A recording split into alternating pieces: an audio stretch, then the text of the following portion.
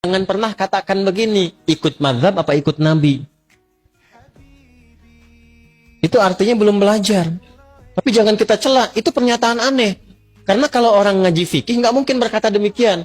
Karena mazhab itu bukan kelompok, mazhab itu yang merangkum, mendokumentasikan berbagai pengetahuan yang bersumber dari Nabi. Cenderung pada sesuatu bahasa Arabnya madzhaba ilaihi.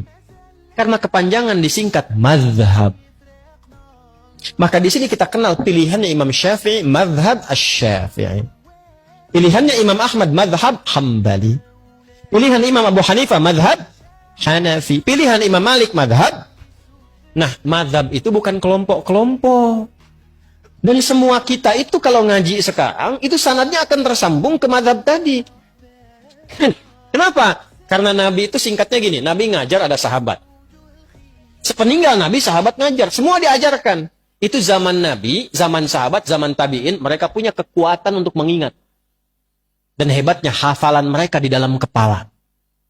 Karena orang sekarang hafalnya di luar kepala. Di luar kepala itu belum hafal. Mereka itu hafalnya di dalam kepala.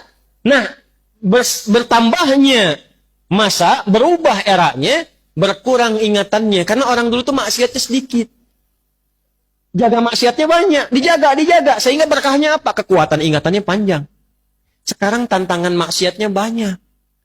Dan ingat, maksiat itu salah satu penyebab utama mengurangi kemampuan untuk menghafal.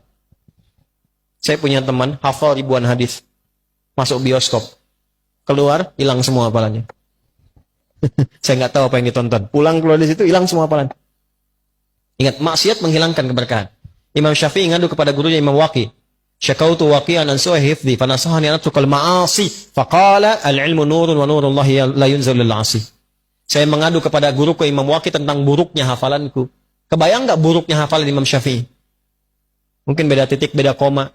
Kata Imam Waqi gurunya, tinggalkan maksiat karena maksiat itu mencegah cahaya ilmu dari Allah masuk dalam kalbumu. Balik ke sini teman-teman sekalian, fokus baik-baik. Kembalikan ke kita di sini, apa yang kita lakukan? Kumpulkan yang tadi itu, ulama dulu banyak mengingat, tapi masa setelahnya kan banyak membaca. Mengingatnya kurang, kemampuan menurun. Maka ada 4 bintang ulama yang menyalin hafalannya dalam kitabnya.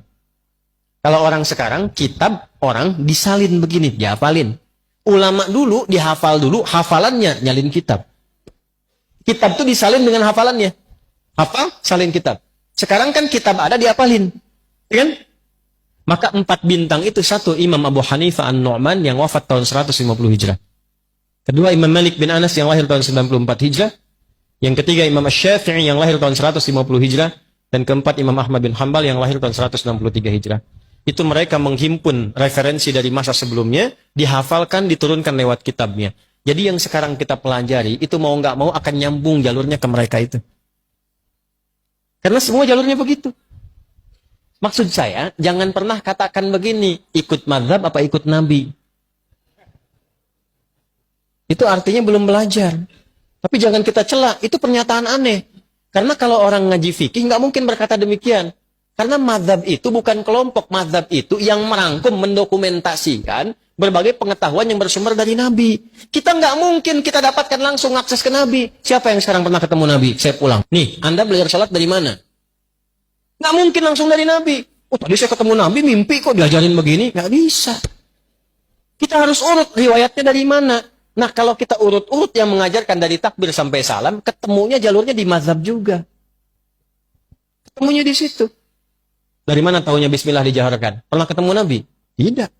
Diurut sipulan sampai ke Asy-Syafi'i. Asy-Syafi'i menerima dari gurunya sipulan sampai ke Nabi. Urutan itu disebut dengan sanad namanya. Di Sahih Muslim ada babul isnad di muqaddimah. Babul isnad minad din. Jadi urutan dalam penyampai riwayat itu termasuk dalam agama. Jadi kalau salah menerima ilmunya, bisa salah ibadahnya. Nah, kita punya itu dalam Islam. Nah, dalam hal yang ada perbedaan, yang tidak sama, belajar caranya supaya tidak saling menjatuhkan. Tidak saling mencela dan merasa benar sendiri. Padahal mungkin orang lain punya alasan yang berbeda dengan kita, cuma sumbernya kembali ke Nabi.